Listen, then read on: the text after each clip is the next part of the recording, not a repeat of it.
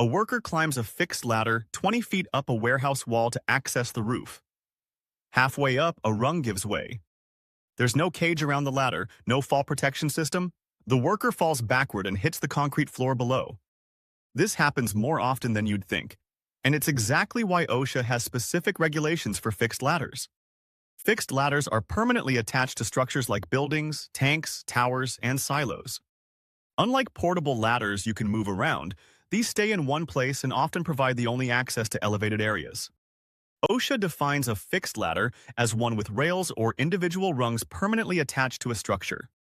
Think about the ladder on the side of a water tower or the one leading up to a building's rooftop mechanical equipment. The first major requirement involves fall protection. For fixed ladders extending more than 24 feet above a lower level, OSHA requires some form of fall protection. Historically, this meant installing a ladder cage, that tubular metal framework that surrounds the ladder. The cage starts at 7 feet above the lower level and extends to the top. However, OSHA updated these requirements significantly. As of November 2018, any new or replaced fixed ladder installations must include a personal fall arrest system or a ladder safety system instead of cages. This was a major shift.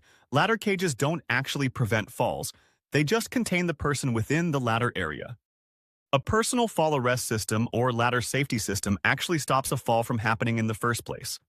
A ladder safety system includes a carrier mounted on a fixed track alongside the ladder. Workers wear a harness that connects to this carrier, and if they slip, the system catches them immediately. It's much more effective than a cage at preventing injury. Now here's the important part for existing ladders. OSHA didn't require immediate replacement of all ladder cages on existing fixed ladders. Cages installed before November 2018 can remain in place, but they must be inspected regularly and maintained properly. However, if you're replacing an old fixed ladder or installing a new one, that new installation must include a personal fall arrest system or ladder safety system, not a cage. Let's talk about construction requirements. The rungs of a fixed ladder must be uniformly spaced at 12 inches on center.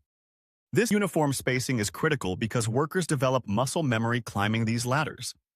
If spacing suddenly changes, that's when accidents happen. Side rails must extend at least 42 inches above the landing at the top of the ladder. This gives workers something to hold on to as they step off the ladder, and that transition moment is actually when many falls occur. Clearance is another critical requirement. There must be at least 7 inches of clearance behind the rungs to the nearest permanent object. This gives workers enough space to get a proper grip and foothold without their hands or feet hitting the wall behind the ladder. Another important aspect is training. Workers who use fixed ladders with personal fall arrest systems or ladder safety systems must be trained on how to properly use that equipment.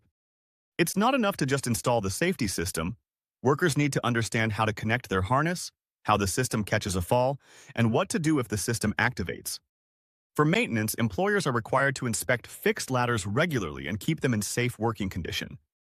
This means checking for corroded or damaged rungs, loose mounting hardware, and structural issues. A rung that looks fine might be corroded underneath and could fail under a worker's weight. The bottom line is that fixed ladders might seem simple, but OSHA's regulations recognize they're a significant fall hazard. Employers need to know which standards apply to their specific ladders, ensure proper fall protection is in place, maintain equipment in good condition, and train workers on safe climbing practices. Fixed ladders are often the only way to access critical equipment, so getting their safety right isn't optional. It's essential. Please stay safe on the job. Did you know that in 2020, a study conducted by the Associated Builders and Contractors found that daily safety toolbox talks lead to a remarkable 82% reduction in total recordable incident rates compared to those conducted monthly? The study shows that the frequency of toolbox talks directly correlates with incident rates. Consistent safety toolbox talks lead to less accidents, which is why many companies this year are using Safely EO to create and schedule these talks weeks and months in advance, so your team will be consistently reminded of the job hazards and safety protocols. You get access to Safely EO's Toolbox Talk library that comes with hundreds of text-based and video-based toolbox talks that covers any industry. The Toolbox Talk app makes it easy for your employees and supervisors to consume safety talks from their own mobile devices and acknowledge its completion at the click of a button.